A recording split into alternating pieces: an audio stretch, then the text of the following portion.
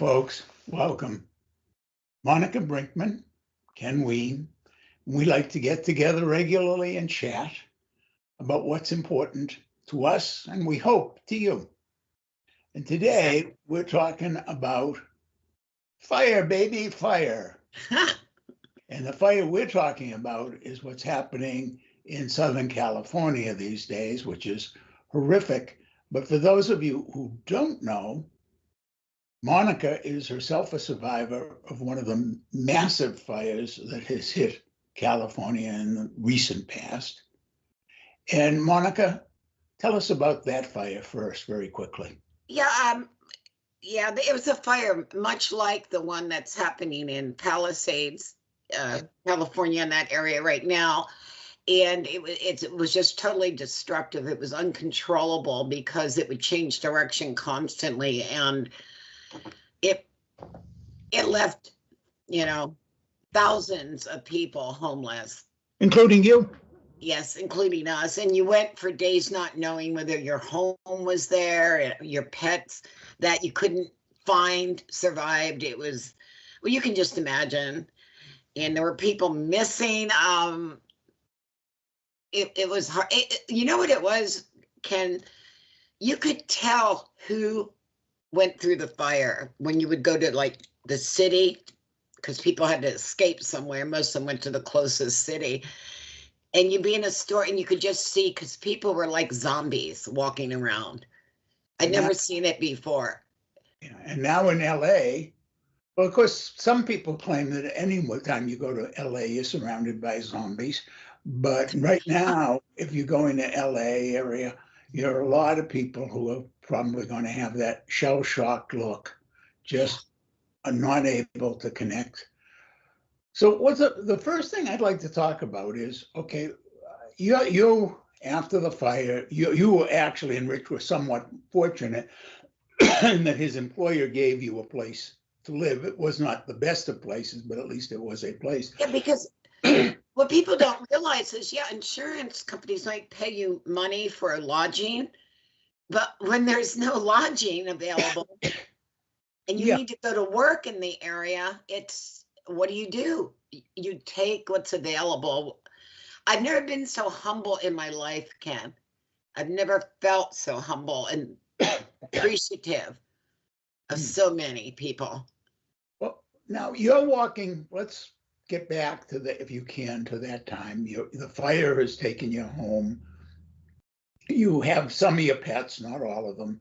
You and Rich are basically homeless, although you have been fortunate enough to have this good person offer you a place to stay.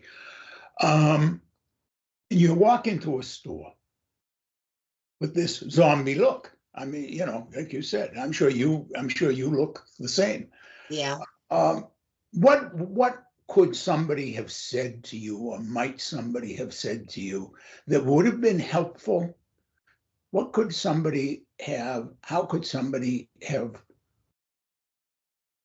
connected with you in some helpful way in that moment? Truthfully, Ken,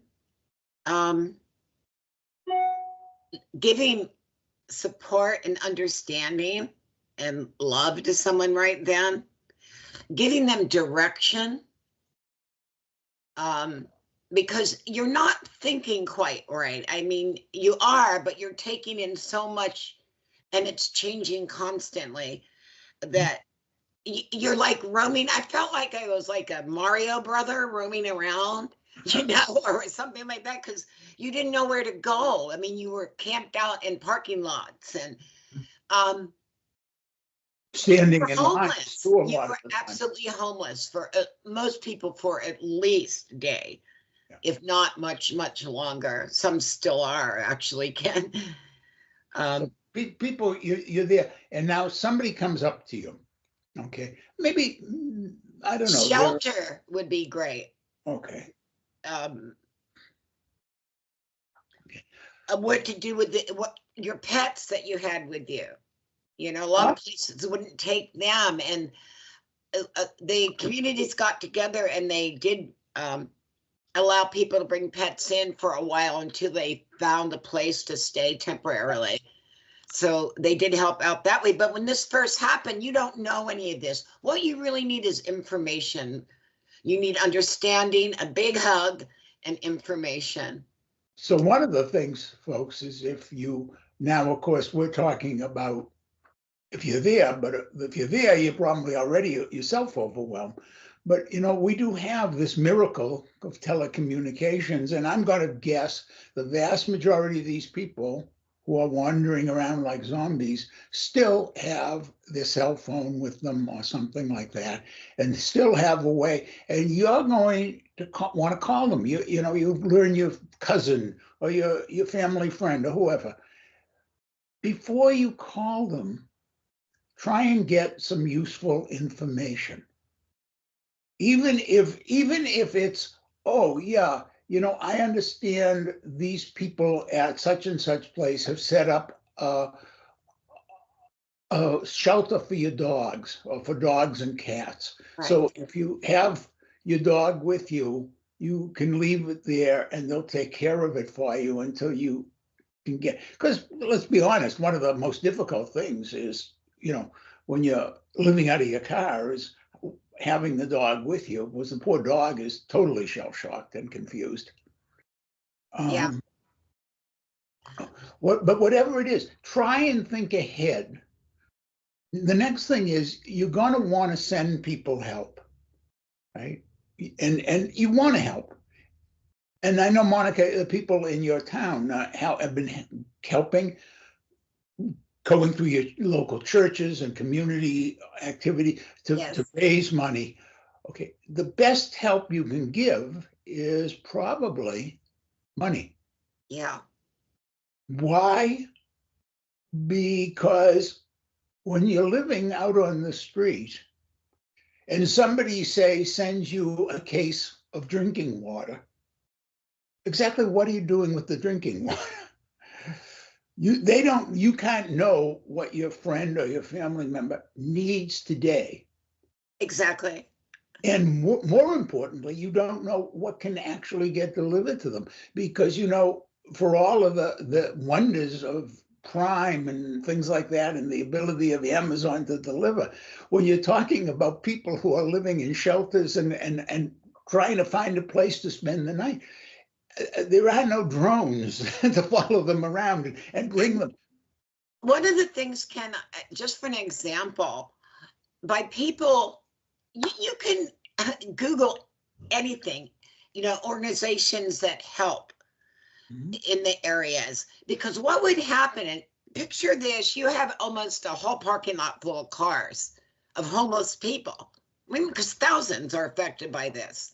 Right. And by you contributing to an organization, a local one, or what they do is they come out there with like these little trucks and such, and they feed the people, they give them water.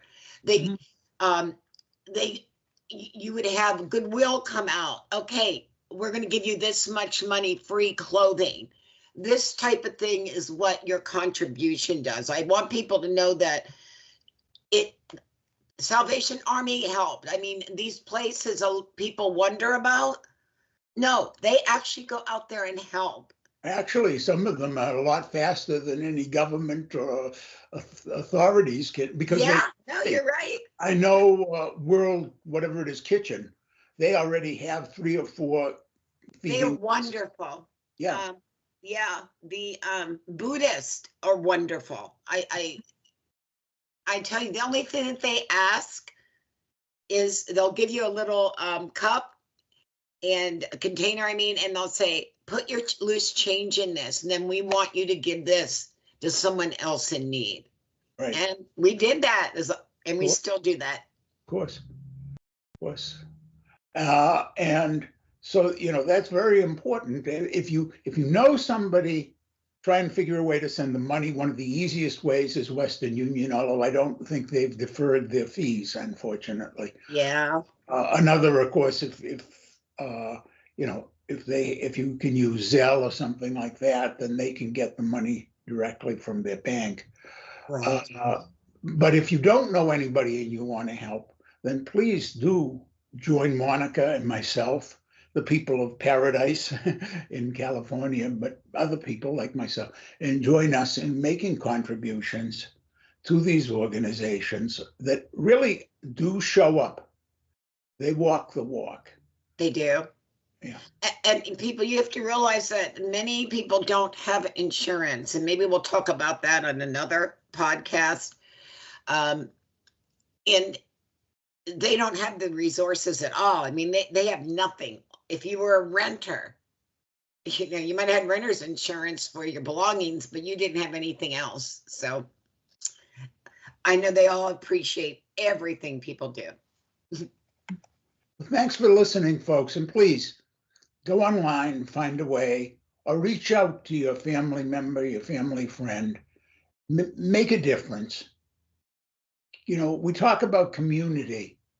Well, we're all one community, a human community. And by the way, just as an added shout out here, I want everybody to know that right now, fighting those fires are firefighters from Mexico. Yes. Firefighters from Canada. Yes. And I'm sure that other countries are offering help too. We are, in the end, all one community. Thanks for listening. Bye, folks.